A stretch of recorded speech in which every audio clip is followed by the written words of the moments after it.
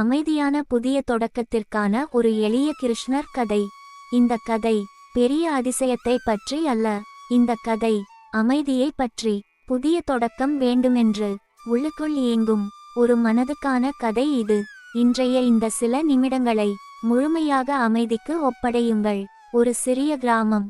அங்கே வாழ்ந்த ஒரு இளைஞன். அவன் வாழ்க்கை வெளியில் பார்த்தால் சாதாரணமாக இருந்தது. ஆனால் உள்ளுக்குள் குழப்பம், பயம், எதிர்காலம் பற்றிய சிந்தனை. என்ன செய்வது, எப்படி தொடங்குவது, என் வாழ்க்கை சரியாகுமா? இந்த கேள்விகள் ஒவ்வொரு நாளும் அவன் மனதை களைத்தன. ஒரு நாள் மாலை அந்த இளைஞன் கிராமத்தின் புறத்தில் இருந்த ஒரு சிறிய கோவிலுக்கு சென்றான். அங்கே கிருஷ்ணரின் சிலை, மெதுவான புன்னகை, கையில் புல்லாங்குழல்.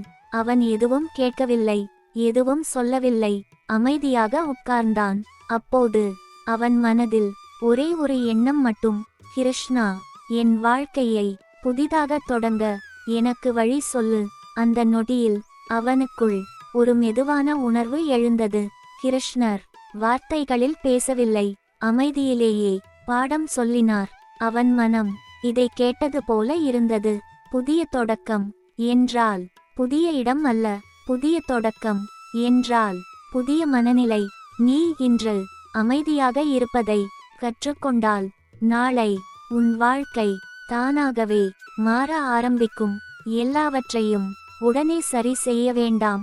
ஒரு நாளை அமைதியாக தொடங்கு, அது போதும். அந்த இளைஞன் முதன்முறையாக ஆழமாக மூச்சை இழுத்தான்.